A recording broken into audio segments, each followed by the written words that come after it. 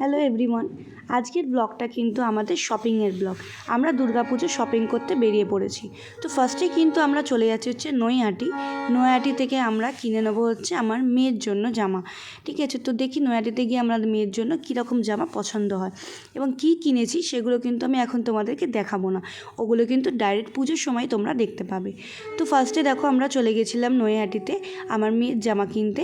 তো মেয়ের এই বছর সেকেন্ড পুজো, বাট আগের বছর পুজো একদম ছোট ছিল, সেরকম এনজয় করতে পারিনি, বাট এই বছর পুজো কিন্তু খুব এনজয় করবে। তো চলো ফার্স্টে মেয়ের জামাটা দেখে নিই।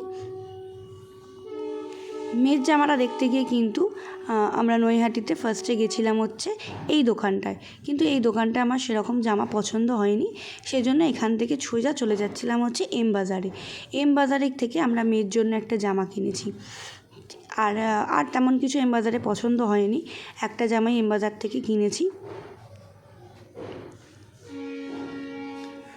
এম বাজার থেকে বেরিয়ে আমরা সোজা চলে গেছি হচ্ছে কাঁচরাপাড়া, কারণ ওখান থেকে আমার হাজব্যান্ডের আর আমার মেয়ের আরও জামা কিনবো। তো সেই জন্য কিন্তু আমরা সোজা চলে গেছি হচ্ছে কাঁচরাপাড়ায় মেয়ের জন্য একটা জামা কিনেছি।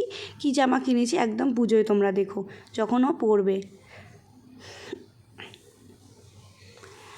আর কাঁচরাপাড়ায় কিন্তু আমার হাজব্যান্ডের জন্য আমরা একটা দোকান থেকেই প্রত্যেক বছর জামা কিনি, কারণ ওই দোকানের জামাগুলো খুব চয়েসেবল হয় আর খুব সুন্দর হয়, মানে আমার হাজব্যান্ডের ওখান থেকে একমাত্র পছন্দ হয়, সেই জন্য আমরা অন্য কোনো দোকানে যাই না। কাঁচরাপাড়া স্টেশনের একদম সামনে দেখো এই দোকানটা প্রিয়াকণা দোকানটার নাম। এই দোকানটা থেকে কিন্তু আমরা আমার হাজব্যান্ডের জামা কিনি। তো চলো এখান থেকে আমার হাজব্যান্ডের জামা কেনা হয়ে যাক।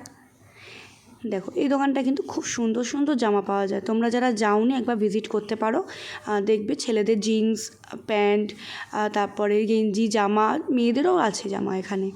তো এখানে আমি হাঁপিয়ে গেছি, একদম টায়ার্ড হয়ে গেছি, তাই জন্য আমি বসে বসে এখানে ভিডিওটা করছি আর আমার হাজব্যান্ড এখানে জামা দেখছে। তো এখান থেকে আমরা জামা কেনা হয়ে গেছে, এবার সোজা চলে যাচ্ছি হচ্ছে আমরা বিবেকানন্দ মার্কেটে। এখানে আমাদের খুব খিদে পেয়েছিলো বলে এই দোকানটা থেকে আমরা খেয়েছি, বাট এখানে খুব একটা ভালো খাবার দাবার নয়। এখান থেকে আমি আমার জামা কিনে দেখো সোজা বাড়ির দিকে চলে এসেছি। আমাদের বাড়ির এখানে কিন্তু